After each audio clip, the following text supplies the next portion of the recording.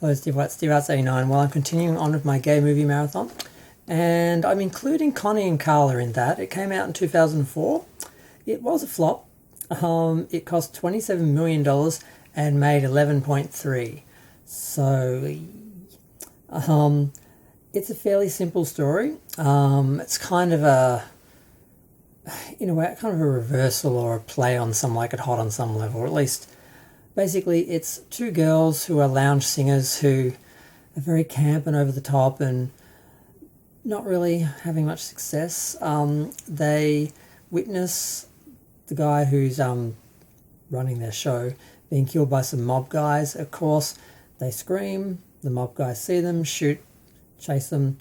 They get away, but they basically have to go into hiding.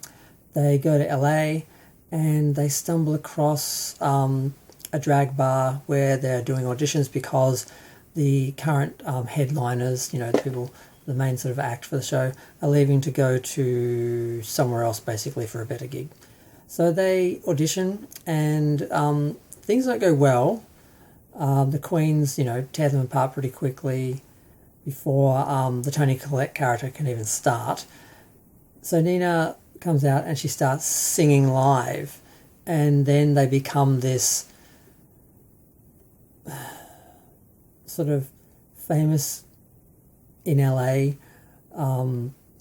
cabaret performers, but they're pretending to be drag, but they're actually singing.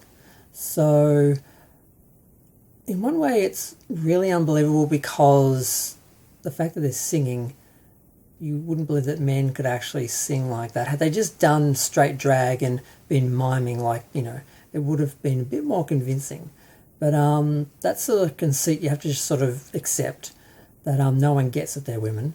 Toni Collette pulls it off. Nina doesn't pull it off as well.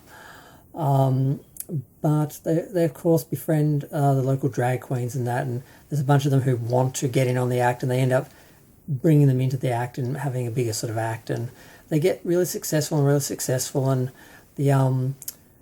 the mob guys are still looking for them, which involves some of them going to numerous cabaret shows trying to find them, thinking they're going to be hiding somewhere performing. And this guy ends up turning into a theatre lover, which is kind of funny to see that happen. Now, eventually they manage to put together a really big act, and they invite Debbie Reynolds. So it's the highlight for the film for me is Debbie Reynolds just showing up in the last minute, and they're like, "Will you be in our show?" She's like, "Well, I could go on show right now. Basically, I'm ready." So she does. Of course, she has a couple of Bob Mackie gowns with her, of course. So she does one number in a red outfit, and then she does the second number in a green outfit. It's the same outfit that she wore when I saw her do her one-woman show in Melbourne. I got to meet her, and after the show, and that I was sitting in the front row, so she spoke to me a few times. It was amazing. So to see her perform around that same time in this film, wearing the same outfit that I've got photos of her in, is amazing. And eventually these guys find them, and they try to get them while they're performing. There's a bit of backwards and forwards, but eventually the bad guys end up coming in on the stage. And of course, the drag queens get Debbie out of the danger, and sit her down to watch. And everyone watches this performance, which is really the guys trying to kill the girls, and the drag queens fight them, and they hold them at bay long enough for the cops to show up, and then the cops take them away, and they try and go on with their show, and Debbie's calls them out on their bull, what was that? And they eventually just say, "We're girls." No one believes them, so they rip their shirts open. And, of course, the drag queens vomit, and because, girl bits. And David Duchovny is in the film playing the brother of one of the drag guys who's having trouble accepting him. He falls for Nina, but thinks she's a boy. He gets a bit confused, but he shows up because he wouldn't go to the brother's shows before this, but he shows up, and they're doing this thing where they're talking on stage and the whole audience is answering and that, and he shows up and they're they say hi, and they're hi, whatever his name is, I can't remember, Dave. I'm just going to say Dave because it's David Duchovny, but I can't remember the actual name of the guy, the character. And of course she says, I'm a real girl, and they're all like, yeah, she's a real girl.